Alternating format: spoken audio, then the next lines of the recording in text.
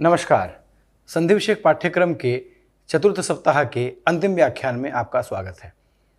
चतुर्थ सप्ताह का जो अंतिम व्याख्यान है यह समग्र रूप से व्याख्यान संख्या 21 है, अर्थात लेक्चर नंबर 21।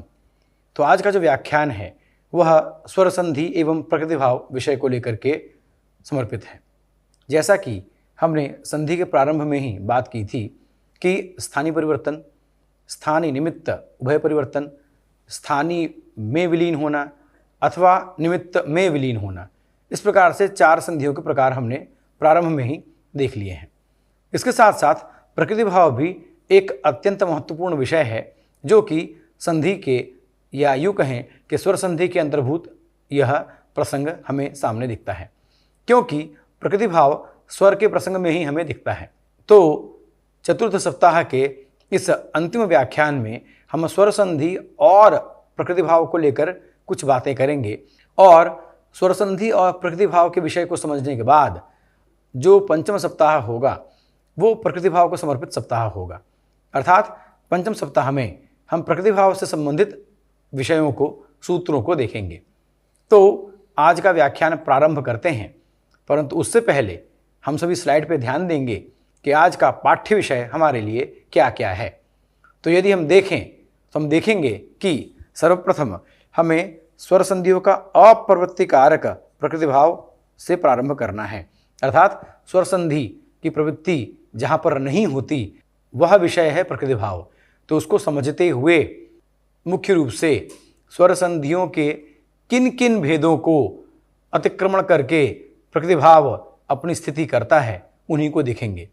तो मुख्य रूप से अगर देखा जाए, पुनः स्लाइड पर हम ध्यान केंद्रित करेंगे, तो दीर्घ, यण एवं अयादि की अप्रवृत्ति हमको प्रकृतिभाव में दिखती है। अर्थात कहने का तात्पर्य यह है कि यदि प्रकृतिभाव की स्थिति नहीं होती, प्रकृतिभाव को लेकर के विषय नहीं आता, प्रकृतिभाव को लेकर के सूत्र नहीं बनते, तो उन जगहों पर, तत्त स्थानों पर दीर्घ, यण या अयादि की प्रवृत्ति हो जाती। तो अब अगर हम सबसे पहले प्रारंभ करें तो हम देखेंगे कि सर्वप्रथम दीर्घ संधि की अप्रवृत्ति सर्वाधिक प्रकृतिभाव के कारण देखी जाती है। अर्थात यदि प्रकृतिभाव का विधान नहीं होता तो वहाँ पर दीर्घ संधि होती। तो इस विषय को समझने के लिए सबसे पहले दीर्घ संधि क्या है इसकी एक बार पुनरावृत्ति कर लेते हैं। तो अब हम सभी स्लाइड पर ध्यान केंद्रित करेंगे तो हम देखेंगे कि दीर्घ की अप्रवृत्ति 3 सूत्रों में दिखती है। अर्थात इन 3 सूत्रों के द्वारा प्रकृति संज्ञा अथवा प्रकृतिभाव का हमको आदेश प्राप्त होता है और इसके कारण यद्यपि प्लुत या प्रगृह्य हमको प्राप्त होता है और उसके कारण प्रकृतिभाव होता है, परंतु सरल रूप में अगर हम कहें तो इन 3 सूत्रों के कारण दीर्घ की अप्रवृत्ति हो जाती है। अर्थात यह 3 सूत्र जब आते हैं तो दीर्घ संधि वहाँ से अपने आप चली जाती है। तो इसी विषय को समझने से पहले दीर्घ को समझना आवश्यक है। दीर्घ संधि विधायक जो सूत्र है वह है अकः सवर्णे दीर्घः। अर्थात अक के बाद यदि सवर्ण अक आ जाता है तो दीर्घ आदेश हो जाता है। इस पर अधिक विस्तार की आवश्यकता नहीं है क्योंकि इस पर हमने पूरा अलग व्याख्यान ही देखा है एवं उसको समझा है। तो सार रूप में अगर हम कहें तो अकः सवर्ण दीर्घ सूत्र कहता है कि अक के बाद अगर सवर्ण अक आ जाए, अर्थात अ के बाद अ आ जाए, ई के बाद ई आ जाए, ऊ के बाद ऊ आ जाए, री के बाद री आ जाए, और चूंकि री और री में दीर्घ होता ही नहीं है इसलिए यह री के लिए नियम दीर्घ संधि का नहीं है। तो वस्तुतः अ, ई, ऊ, री इन्हीं चारों के लिए दीर्घ संधि का नियम हमको दिखता है। तो कहने का तात्पर्य यह है कि अगर अ के बाद सवर्ण अर्थात अ के बाद अ आ जाए तो वहाँ पर आ आदेश हो जाता है। अब यहाँ पर अ जो है वो अपने 18 प्रकार के अ अर्थात अपने सवर्ण अ का बोध करा देता है। तो कहने का सार यह है कि जैसे दैत्य अरिहि, दैत्यारिहि, यह जो विषय है ये विषय दीर्घ संधि के अंतर्गत है। जैसा कि हम उदाहरण में अगर देखें तो देखेंगे कि दैत्य अरिहि, तो अ के बाद सवर्ण अ आ गया तो दैत्यारिहि बन गया। इसी प्रकार से असुर अरिहि, असुरारिहि, त्रिपुर अरिहि, त्रिपुरारिहि, इस तरह से प्रसंग हमको मिलते रहते हैं। नदी ईशः, नदीशः, भानु उदयः, भानुदयः, मातृ ऋकारः, मातृकारः इत्यादि प्रसंग हम पहले ही देख चुके हैं। तो कहने का तात्पर्य यह है कि अक के बाद सवर्ण अक यानी अ के बाद सवर्ण अ, और इसी प्रकार से अ ई उ री के बाद यदि अ ई उ री आ जाए तो वहां दीर्घ आदेश हो जाता है। किंतु प्रकृति भाव की स्थिति में यहां पर दीर्घ की अप्रवृत्ति हो जाती है। तो वो किन किन सूत्रों में होती है उसका एक बार हम विहगावलोकन कर लेते हैं।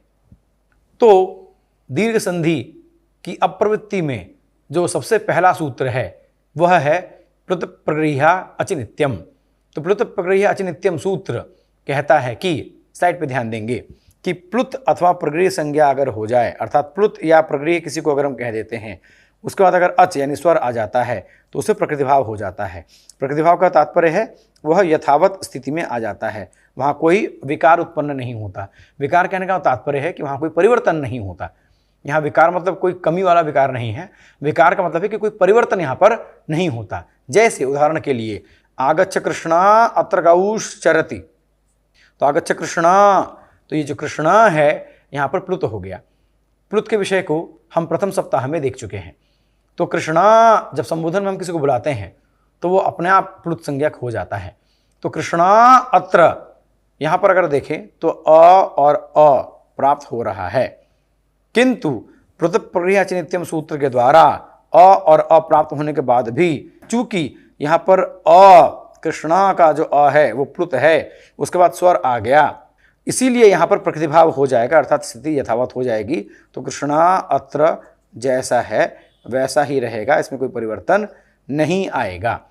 तो कहने का तात्पर्य यह है कि यदि प्लुत प्रगृह्य अचिनित्यम सूत्र नहीं होता तो यहाँ पर दीर्घ संधि होकर कृष्णात्र बन जाता, पर चूंकि कृष्णा यहाँ पर प्लुत का विधान हो गया है, अर्थात प्लुत संज्ञा हो गई है, इसीलिए यहाँ पर प्रकृतिभाव प्लुत प्रगृह्य अचिनित्यम के द्वारा हो जाता है। इस प्रकार से स्वर संधि का बाध कहना ठीक नहीं है, इस प्रकार से स्वर संधि को अतिक्रमण करके प्रकृतिभाव अपनी स्थिति लेकर के आता है। कहने का तात्पर्य यह है कि प्रकृतिभाव सबसे वरीयान स्थिति में हमें दिखता है, अर्थात संधि के विधान को अतिक्रमण करते हुए यह आगे बढ़ करके आ जाता है। अब इसको देखने के लिए यदि हम उदाहरण देखें तो पुनः अगर हम पिछली स्लाइड पर ध्यान दें तो हम देखेंगे कि इसकी जो संख्या है अकः सवर्ण दीर्घ, ये जो प्लुत प्रगृह्य अचिनित्यम है इसकी संख्या इससे ज़्यादा है, अर्थात 101 125 से कम है। तो चूंकि 125 आगे है तो विप्रतिषेधे परम कार्यम हमने कई बार सुना है, यद्यपि इसका प्रसंग हमें विसर्ग संधि में दिखता है, परंतु विप्रतिषेधे परम कार्यम सीधा सा मतलब यह है कि अंतिम संख्या, अंतिम नंबर जिसका ज़्यादा होगा उसकी बात मानी जाएगी।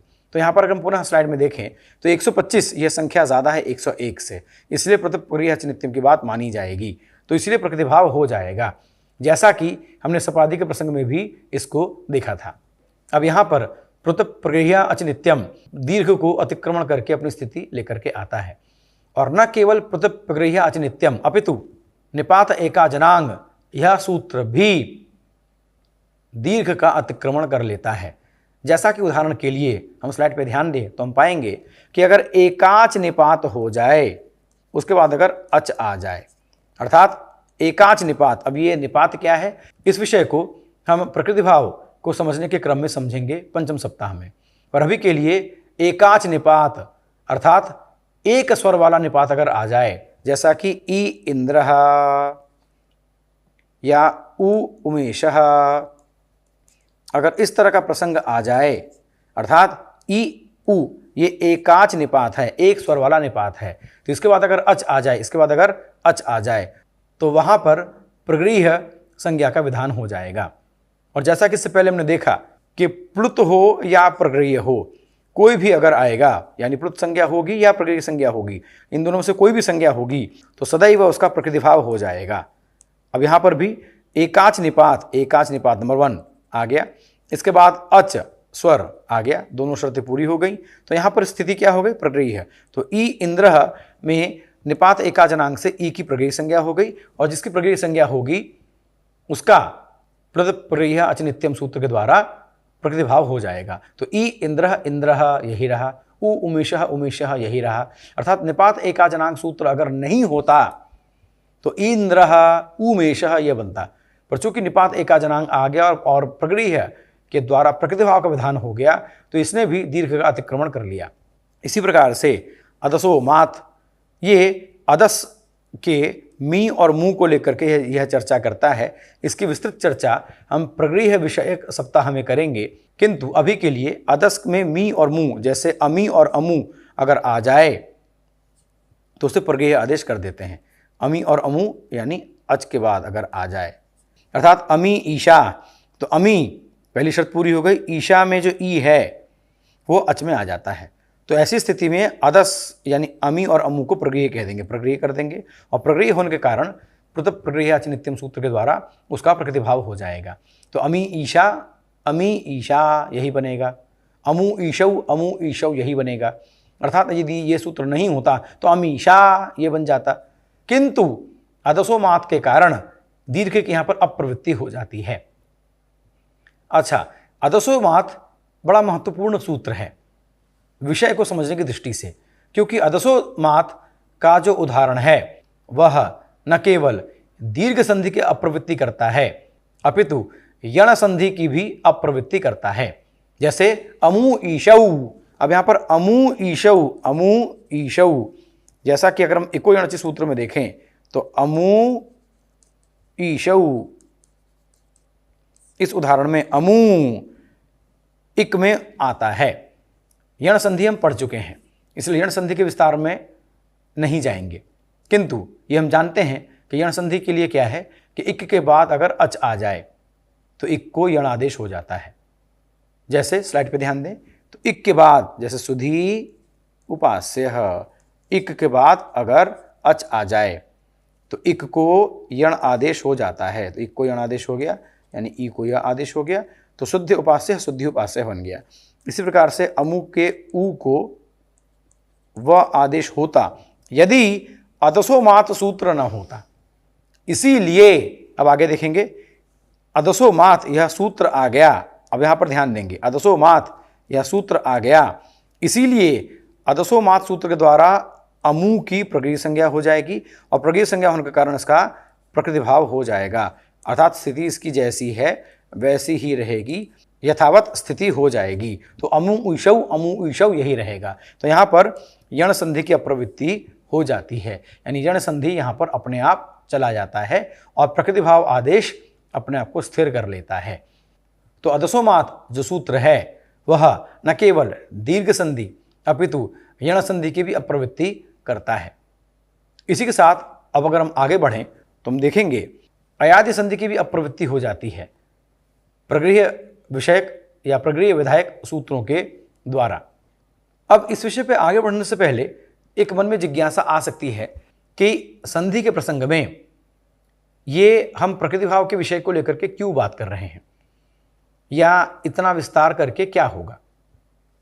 तो वस्तुतः विषय यह है कि संधि को हमें इस तरह से पढ़ना चाहिए कि व्याकरण के आगे के विषयों के प्रति हमारी रुचि उत्पन्न हो, और न केवल रुचि उत्पन्न हो अपितु तो आगे के मार्ग में कौन कौन से पड़ाव हमको मिलेंगे और उनकी जानकारी हमें कैसे करनी है, यह ज्ञान भी हमें होना चाहिए। इसीलिए इन विषयों को जितना अधिक स्पष्ट रूप से हम समझने का प्रयास करेंगे उतना ही संस्कृत के व्याकरण में हमारी स्थिति सुदृढ़ होगी। तो अब वापस यदि अपने विषय पे आते हैं तो अयादि संधि का जो प्रसंग है, यहाँ पर अयादि संधि के प्रसंग को भी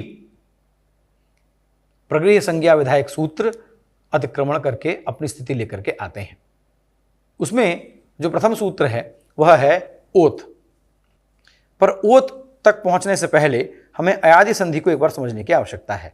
यद्यपि हम पहले ही समझ चुके हैं, पर पुनः एक बार विहगावलोकन कर लेते हैं। तो अयादि संधि विधायक सूत्र क्या कहता है, एचो यवायावः क्या कहता है, कहता है कि अगर एच के बाद अच आ जाए, एच के बाद अगर स्वर आ जाए, जैसे हरे ए, तो यहाँ पे एच को अयवायाव आदेश हो जाता है, अर्थात अय अव आय आव आदेश हो जाता है।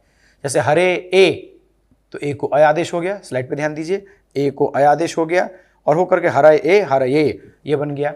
इस प्रकार से विष्णवे, पावकः, नायकः ये सब हमने बनाया था। तो इस अयादि संधि की भी अप्रवृत्ति होती है ओत एवं संबुद्धौ शाकल्यस्यता वनार्षे सूत्र के द्वारा। यहाँ पे ध्यान देने की बात है कि यहाँ पर हमने वही सूत्र लिए हैं जो लघु सिद्धांत कौमुदी में पठित हैं। ओथ सूत्र पर अगर हम चर्चा करें तो हम देखते हैं कि ओथ सूत्र कहता है कि ओकारांत निपात के बाद अगर स्वर आ जाए, यानी ऐसा निपात जिसके अंत में ओ हो। निपात को हम आगामी सप्ताह में देखेंगे, यह बात हम पहले ही कर चुके हैं। तो ऐसा निपात जिसके अंत में ओ हो, जैसे अभी आप देख सकते हैं ओकारांत निपात कुल मिलाकर 7 हैं। जैसे कि स्लाइड में हम देख सकते हैं ओ, अहो, हो, आहो, उताहो, नो, अथो, ये जो हैं ये 7 ओकारांत निपात हैं। तो यह जो 7 ओकारांत निपात हैं, इनके बाद यदि स्वर आ जाए, जैसे उदाहरण के लिए अहो ईशा, देखिए 1 2 दो शर्तें। अहो, ओ, अहो हमने भी बात की, ये सब ओकारांत निपात हैं। इसके बाद अगर स्वर आ जाए, जैसे अहो ईशा, ये आ गया, तो अहो में ओकारांत निपात हो गया यह, तो पहली शर्त पूरी हो गई। ईशाह, अब ये जो ई है ये स्वर में आता है, तो ओत सूत्र के द्वारा अहो की प्रगृह्य संज्ञा हो जाएगी, और प्रगृह्य संज्ञा होने पर प्रगृह्या अचनित्यम सूत्र के द्वारा उसका प्रतिभाव हो जाएगा। अस्तु, तो कहने का तात्पर्य यह हुआ कि अहो ईशा, यहां पर अयादि संधि होती, ओ को अव आदेश होता यदि हमें ओत सूत्र प्राप्त न होता, पर चूंकि ओत सूत्र के द्वारा प्रगृह्य आदेश हो गया और प्रगृह्य आदेश होने के कारण प्रतिभाव हो जाएगा, तो यहां पर हमको अयादि संधि की भी अप्रवृत्ति देखने को मिलती है। तो अहो ईशा यही रह जाता है, अर्थात यथावत स्थिति हमें प्राप्त होती है। इसी के साथ जो अयादि संधि विषयक या अयादि संधि के अप्रवृत्ति विषयक जो अगला सूत्र है वो है संबुद्धौ शाकल्यस्येतावनार्षे। अब इस सूत्र की अगर हम व्याख्या में ध्यान दें तो हम देखेंगे कि एक अनार्षे पद यहाँ पर दिख रहा है। तो अनार्षे अर्थात अवैदिके अर्थात अलौकिके, जैसे कि हम जानते हैं कि जो शब्दों की प्रवृत्ति है, अर्थात संस्कृत में जो व्याकरण की उत्पत्ति है, अर्थात संस्कृत में व्याकरण के द्वारा शब्दों के अनुशासन का जो नियमन का कार्य हुआ है वह वैदिक और लौकिक शब्दों के लिए है। जैसा कि महाभाष्यकार पतंजलि पशुप्रसान्निक में कहते हैं, केशाम शब्दानाम लौकिकानाम वैदिकानाम च, तो लौकिक और वैदिक। तो यहाँ पर संबुद्धौ शाकल्यस्येता अवनार्षे, तो यहाँ पर अनार्ष का अर्थ है अवैदिक अर्थात लौकिक।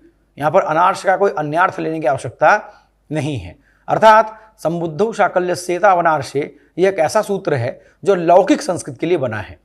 अर्थात अब तक हमने जितने भी सूत्र देखे, प्रगृह्य संज्ञा विधायक सूत्र या प्लुत संज्ञा विधायक सूत्र, हमने जो भी देखा उसमें से कोई भी ऐसा सूत्र नहीं था जो विकल्प के रूप में प्रयुक्त होता हो। यह संबुद्धौ शाकल्यस्येता अवनार्षे यह लौकिक भाषा के लिए प्रयोग होता है, वैदिक के लिए नहीं। इस प्रकार से यह प्रथम सूत्र है अभी तक का जो हमने आज के व्याख्यान में देखा है, जिसमें हमें लौकिक संस्कृत के लिए यह नियम मिलता है, वैदिक के लिए नहीं। अर्थात एक प्रकार से हमको विकल्प मिलता है। तो विकल्प मिलने का मतलब ये हुआ कि यह नियम लौकिक संस्कृत में लगेगा और वैदिक संस्कृत में अयादि संधि की प्रवृत्ति होगी। यानी अयादि संधि की प्रवृत्ति संबुद्धौ शाकल्यस्येता अवनार्षे सूत्र के कारण लौकिक संस्कृत में नहीं होती, परंतु ऐसा विषय अगर वेद में मिलेगा तो वहां पर हो जाएगी। इस विषय को हम इस सूत्र के अध्ययन के समय और अधिक स्पष्ट तरीके से समझेंगे, पर अभी के लिए जो उदाहरण है अगर उसको उस पर ध्यान दें तो हम देखेंगे कि समुद्धि वाला ओत अगर आ जाए, अभी समुद्धि क्या है, तो संबोधन के एक वचन की समुद्धि, इस विषय को भी हम व्याख्यान में समझेंगे। अभी के लिए कि समुद्धि विषयक ओत नंबर 1, समुद्धि विषयक ओत अगर आ जाए लौकिक भाषा में और उसके बाद अगर अच आ जाता है, उसका अगर अच आ जाता है तो विकल्प से प्रगृह्य संज्ञा उसकी हो जाएगी। जैसे विष्णु इति, अब विष्णु इति यहाँ पर विष्णु में संबुद्धि वाला ओत अर्थात ओ आ गया। संबुद्धि ओत सरल शब्द में कहें तो संबुद्धि अर्थात संबोधन, संबोधन का जो एक वचन है वो है समुद्धि। तो संबोधन के एक वचन को एक शब्द में कहेंगे समुद्धि। अस्तु, जैसे विष्णु, भानो, साधो, इन सभी विषयों में इसके बाद अगर स्वर आ जाए साधो इति, विष्णु इति, भानो इति, अगर इस तरह का प्रसंग आ जाए तो इसके बाद जो इति अर्थात स्वर आ गया तो विष्णु, भानो, साधो इनको विकल्प से प्रगृह्य संज्ञा का विधान हो जाएगा और प्रगृह्य संज्ञा का विधान होने के कारण प्रगृह्य अचनित्यम के द्वारा उसका प्रकृतिभाव हो जाएगा। प्रकृतिभाव हो गया तो प्रकृतिभाव होने के बाद विष्णु इति यही बनेगा। अब जैसा कि इससे पूर्व में हमने बात की थी कि जब भी सूत्र में शाकल्याचार्य का या किन्हीं भी आचार्य का नाम अगर आ जाता है तो वह सूत्र अपने में ही वैकल्पिक हो जाता है, अर्थात संबुद्धौ शाकल्यस्येता वनार्षे यह सूत्र वेद में तो प्रयोग होगा ही नहीं, किंतु लोक में भी, क्योंकि शाकल्यस्येता शाकल्य नाम आ गया तो लोक में भी विकल्प से प्रयोग होगा। तो यहां पर यह एकमात्र सूत्र है जो लौकिक भाषा में भी विकल्प से आती है। कहने का तात्पर्य यह है कि प्रगृह्य संज्ञा का विधान भी विकल्प से करने वाला एकमात्र सूत्र है शाकल्यस्य पद के कारण। खैर, तो कहने का मतलब क्या हुआ कि विष्णु इति ये जैसा है वैसा ही रह सकता है, और चूंकि विकल्प से प्रगृह्य संज्ञा का विधान हुआ, अब स्लाइड पे ध्यान देंगे, चूंकि विकल्प से प्रगृह्य संज्ञा का विधान हुआ तो जब प्रगृह्य होगा तो विष्णु इति बनेगा, लेकिन अगर आप विकल्प में प्रगृह्य को नहीं ले रहे तो विष्णविति बन जाएगा। अर्थात विकल्प से तात्पर्य हुआ कि एक से ज्यादा वस्तु की प्राप्ति होना। जैसे अगर विकल्प हो कि रसगुल्ला खाओगे कि गुलाब जामुन खाओगे, तो विकल्प है, आप चाहे तो रसगुल्ला भी ले सकते हैं, आप चाहे तो गुलाब जामुन भी ले सकते हैं। तो उसी प्रकार से आप चाहे तो प्रगृह्य कर सकते हैं, आप चाहे तो प्रगृह्य नहीं भी कर सकते। तो प्रगृह्य करेंगे तो प्रकृतिभाव होकर के विष्णु इति यह बनेगा, और अगर प्रगृह्य नहीं करेंगे तो अयादि संधि की प्रवृत्ति वापस आ जाएगी और विष्णविति विष्णु इति ओ को अब होकर के विष्णविति यह बन जाएगा। तो इस प्रकार से अयादि संधि की अप्रवृत्ति दो सूत्रों में होती है, ओथ और संबुद्धौ शाकल्यस्येता वनार्षे। तो ओथ में तो नित्य तरीके से होती है, किंतु संबुद्धौ में चूंकि यहाँ पर विकल्प हमें मिल जाता है तो यहाँ पर अयादि की प्रवृत्ति उस स्थान पर दिख भी जाती है, जैसे विष्णु इति विष्णविति। अस्तु, इस प्रकार से हमने आज यह देखा कि स्वर संधि और प्रकृति भाव में क्या भेद है। तो स्वर संधि का सरल अर्थ यह हो गया कि स्वर संधि अर्थात कहीं ना कहीं परिवर्तन होगा और प्रकृति भाव अर्थात कहीं भी परिवर्तन नहीं होगा, यथावत स्थिति हो जाएगी। तो प्रकृति भाव को रखा क्यों गया है? क्योंकि प्रकृति भाव स्वर के प्रसंग में ही अपना स्थान लेकर के आता है। इस विषय को प्रगृह्याचनित्यम सूत्र के द्वारा हम और स्पष्ट तरीके से समझ सकते हैं, जिसका व्याख्यान हम आगामी सप्ताह में करेंगे।